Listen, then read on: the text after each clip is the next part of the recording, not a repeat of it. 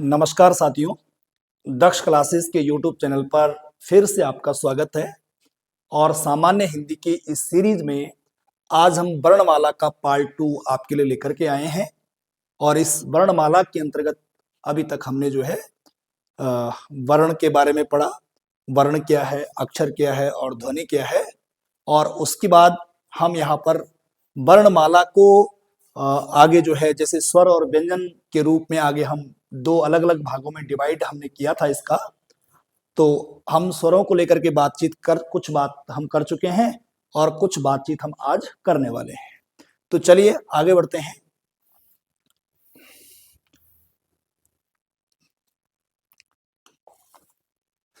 स्वरों के वर्गीकरण को लेकर के हमारी बातचीत चल रही थी। स्वर को लेकर के हमारी बातचीत चल रही थी और स्वर के प्रकार हमने पहले स्वर पढ़ा कि स्वर क्या है। फिर स्वर के प्रकार को लेकर के हमारी बातचीत हुई और स्वर के प्रकार को लेकर के तीन आधारों पर हमने जो है यहां पर देख लिया है। तीन आधार कौन कौन से थे? पहला आधार था उच्चारण काल के आधार पर, उच्चारण काल या मात्रा के आधार पर, और दूसरा हमने यहां पर पढ़ा उत्पत्ति के आधार पर, और तीसरा हमने पढ़ा जीव के आधार पर। तो उच्चारण काल या मात्रा के आधार पर स्वर के भेद कितने होते हैं, या फिर उत्पत्ति के आधार पर स्वर के कितने प्रकार हैं, या फिर जीव के आधार पर स्वर के कितने प्रकार हैं, ये सब हमारा हो गया है पिछली क्लास में। और जिन्होंने पिछली वाली क्लास नहीं देखी है वो एक बार जरूर देख लीजिए। और फिर आज इन तीन आधार को पढ़ने के बाद हम चौथा आधार पढ़ रहे हैं, जाति के आधार पर स्वर के भेद। और जाति के आधार पर स्वर के कितने भेद होते हैं? दो भेद होते हैं। दो भेद कौन कौन से होते हैं? एक होता है सवर्ण स्वर, या फिर इसको बोलते हैं हम सजातीय स्वर, और इसी का ठीक दूसरा होता है असवर्ण स्वर, असवर्ण स्वर, या फिर इसे बोलते हैं विजातीय स्वर। तो यानी जाति के आधार पर स्वर कितने प्रकार के होते हैं? दो प्रकार के होते हैं। एक सजातीय स्वर होता है और एक विजातीय स्वर होता है। सजातीय स्वर किसे कहते हैं? एक ही स्थान और प्रत्यय से उत्पन्न स्वर सवर्ण स्वर या सजातीय स्वर कहलाते हैं। यानी एक ही उच्चारण स्थान जिनका होता है, एक ही प्रत्यय जिनका होता है। जैसे एग्जांपल के लिए देखो, हम आ को देख रहे हैं और आ को देख रहे हैं, तो इन दोनों का उच्चारण स्थान एक ही है, प्रत्यय एक ही है, एक ही जगह से उच्चारित होते हैं, और इनका उच्चारण स्थान क्या है? कंठ। और जैसे ई और ई है, इनका उच्चारण स्थान क्या है? तालु। जैसे ऊ और ऊ है, ये कहां से बोले जाते हैं? ओस से बोले जाते हैं। तो एक स्थान और प्रत्यय से उत्पन्न होने वाले जो स्वर होते हैं वो क्या कहलाते हैं? या तो इन्हें सवर्ण स्वर बोलो और या फिर इन्हें सजातीय स्वर बोलो। इसी का ठीक उल्टा है असवर्ण स्वर यानी विजातीय स्वर। ठीक है जी। यहां पर सजातीय स्वर आप ऐसा भी समझ सकते हैं, एक तो ये बात है कि एक ही स्थान और एक ही प्रत्यय से उत्पन्न स्वर होते हैं, एक ही उच्चारण स्थान से बोले जाते हैं। और दूसरा हम ये बोल सकते हैं कि सजातीय मतलब ये इनकी और इनकी जाति एक ही है, ये ई और ई इनकी जाति एक ही है, ये ऊ और ऊ इनकी जाति एक ही है। तो एक ही जाति वाले जो स्वर होते हैं वो सजातीय स्वर कहलाते हैं या सवर्ण स्वर कहलाते हैं। और इसका ठीक उल्टा हो गया विजातीय स्वर, अलग अलग जाति के, यानी जिन स्वरों का उच्चारण स्थान और प्रत्यय समान नहीं होता है, उन्हें असवर्ण स्वर या विजातीय स्वर कहते हैं। विजातीय स्वर का मतलब योगी जैसे आ है, इसकी जाति अलग है और इस ई की जाति अलग है, और इसका उच्चारण स्थान भी अलग है, इसका उच्चारण स्थान भी अलग है। आ कंठ से बोला जाता है लेकिन ई तालु से बोला जाता है। इसी प्रकार से आ यहाँ कंठ से बोला जाता है, ऊ यहाँ जो है ओष्ठ से बोला जाता है। ई यहाँ तालु से बोली जा रही है, ऊ यहाँ जो है ऊ यहाँ जो है ओष्ठ से बोला जा रहा है। तो इस प्रकार से इन दोनों की जाति अलग अलग है, तो ये दोनों विजातीय स्वर हो गए हैं। इन दोनों की जाति अलग अलग है और उच्चारण स्थान भी अलग अलग है, और इन दोनों की जाति भी अलग अलग है और उच्चारण स्थान भी अलग अलग है। तो इस आधार पर आ और ई विजातीय स्वर हो गए, आ और ओ विजातीय स्वर हो गए, और ई और ओ क्या हो गए? विजातीय स्वर। तो विजातीय स्वर का मतलब होता है कि समान जाति का न होना, दो अलग अलग जातियों का होना, और यहां पर एक ही कैटेगरी का होना। सजातीय मतलब एक ही जाति का होना।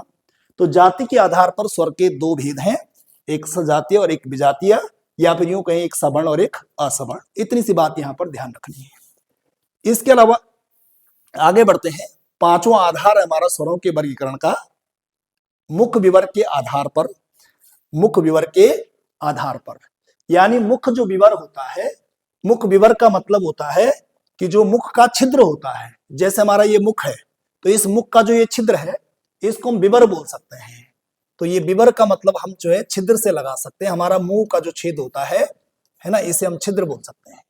तो मुख विवर के आधार पर स्वर के कितने भेद हैं, हम बोलेंगे भाई 4 भेद हैं। और 4 भेद कौन कौन से हैं ये आप देख पा रहे हैं। मुख विवर के आधार पर 4 भेद कौन कौन से हैं।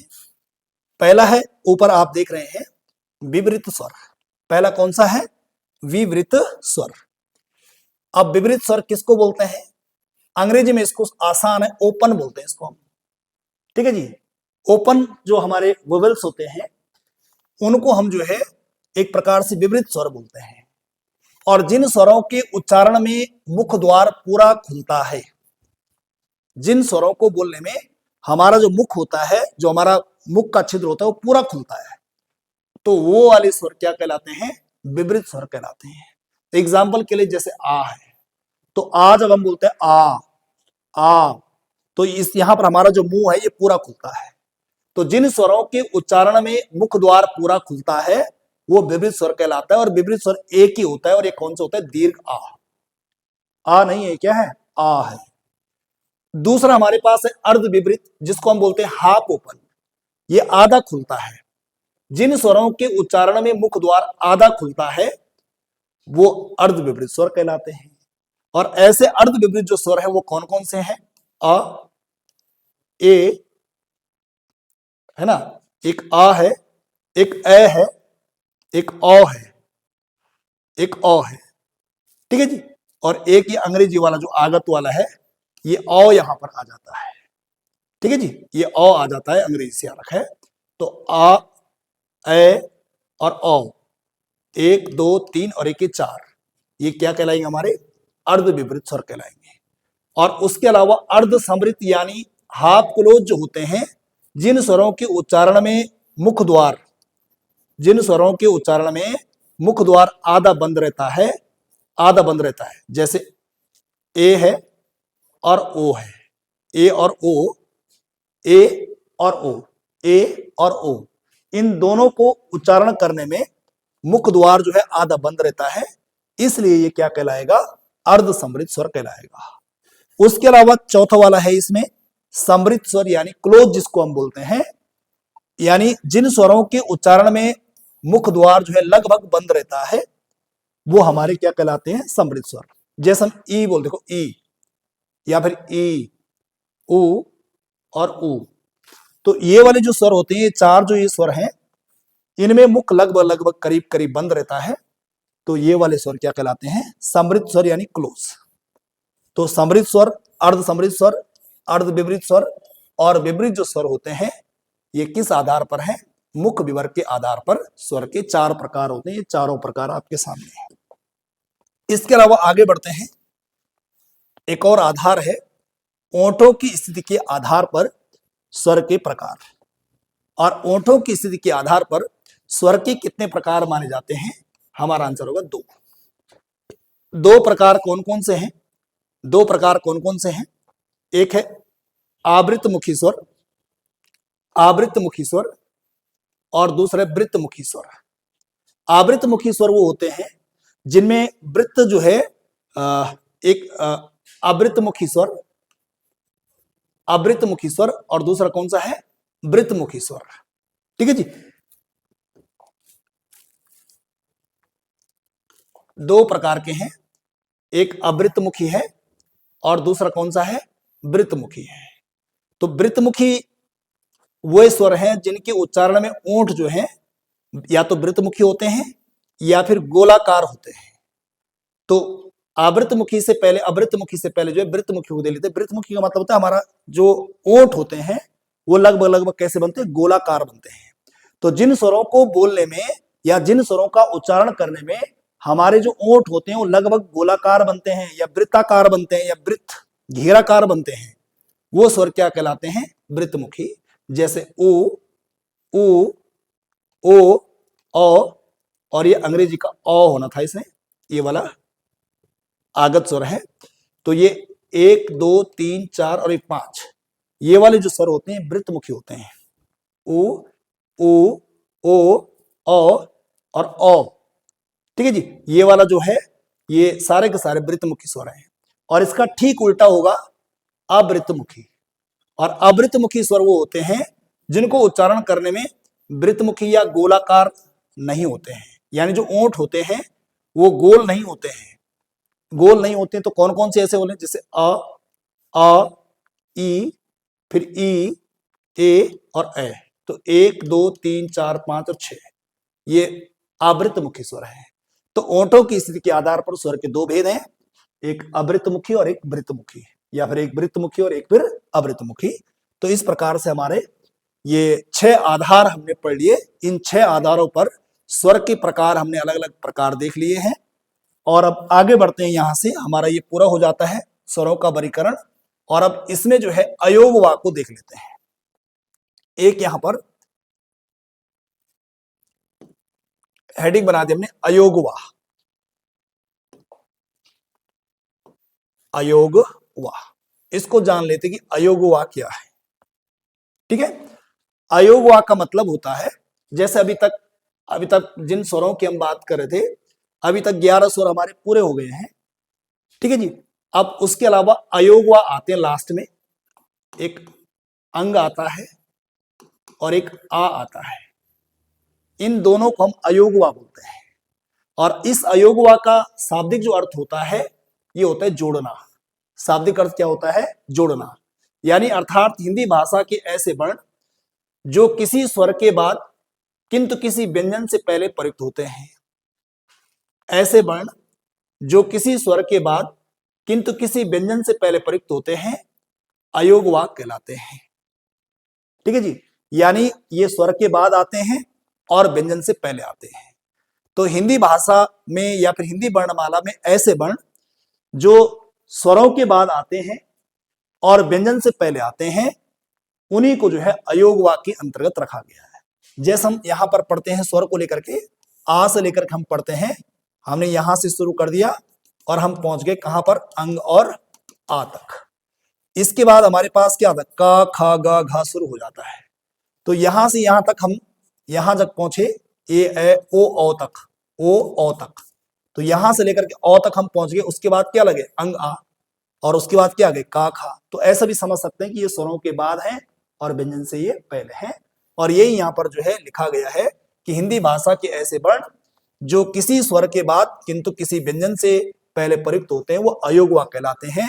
यानी कुल मिलाकर की बात है कि ये स्वरों और व्यंजनों के बीच में है, स्वर और व्यंजनों को जोड़ने का एक प्रकार से काम करते हैं। क्योंकि यहां से यहां तक हमारे स्वर हो गए और फिर ये अयोग वाक आ गए और अयोग वाक के बाद फिर हमारे जो है व्यंजन शुरू हो जाते हैं।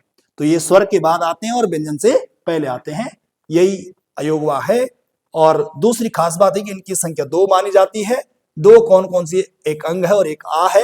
अंग को हम अनुस्वार कहते हैं और आ को हम क्या कहते हैं? विसर्ग कहते हैं। ठीक है जी। उसके अलावा जानने वाली बात यह है कि जो अनुस्वार है ना, अनुस्वार और विसर्ग है, इनका प्रयोग सदैव किसी स्वर के बाद होता है।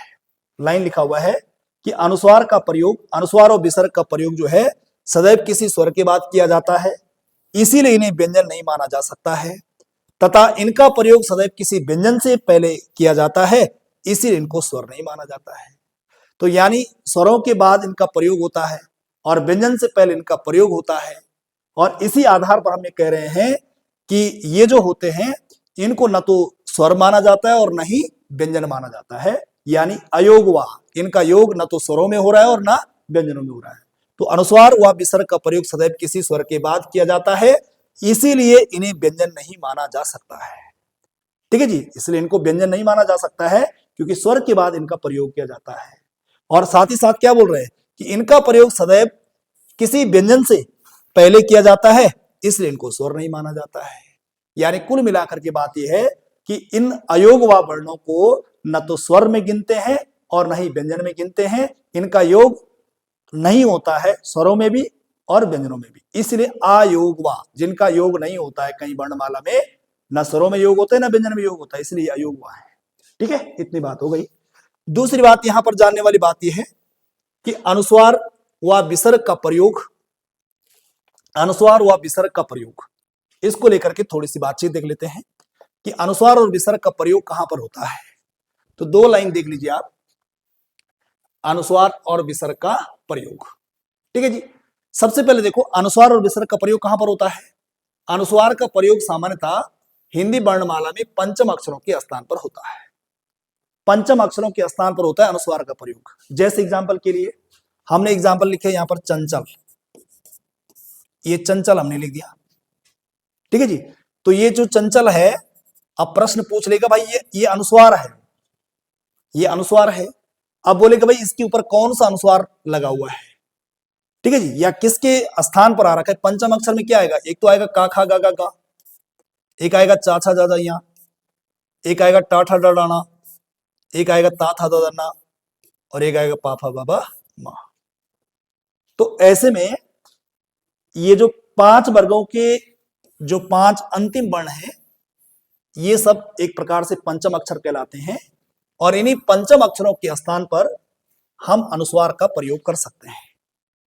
हम इन पंचम वर्ण के स्थान पर अनुस्वार का प्रयोग कर सकते हैं। जैसे लिखा हो चंचल, तो चंचल किसके स्थान पर आ रखा है, यहां पर विकल्प ये रहेंगे, ये इस प्रकार से रहेंगे। आप लगाइए कि ये जो अनुस्वार आए कौन से स्थान पर आ रखा है, क्योंकि इसको हम कभी ना पढ़ेंगे कभी मां पढ़ेंगे, अलग अलग हो सकता है इसका आंसर। तो पंचम अक्षर के स्थान पर होता है। उसी प्रकार से एग्जाम्पल के लिए हमने गंगा लिखा हुआ है, यहां पर अनुस्वार कुछ और पढ़ा जाएगा, यहां पर ये अनुस्वार कुछ और पढ़ा जाएगा।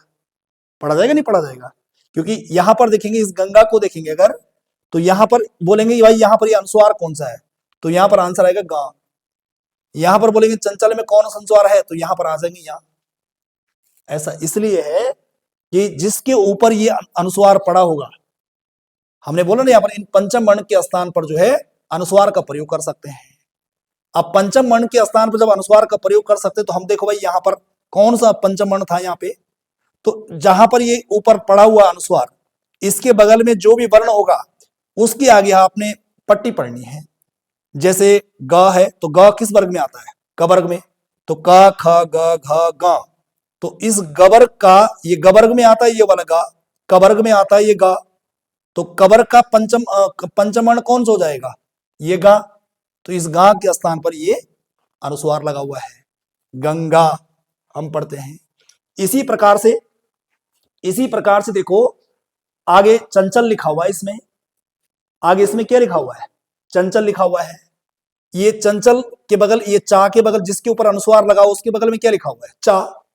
इस चा को पढ़ेंगे, चा चबर्ग को अगर पढ़ेंगे, चबर्ग में पंचम वर्ण कौन सा आता है, चा छा जा जा या, तो यहाँ आ गया। तो ये जो पंचम वर्ण है, ये जो पंचम वर्ण है, इसके स्थान पर यहाँ पर आ रखा है।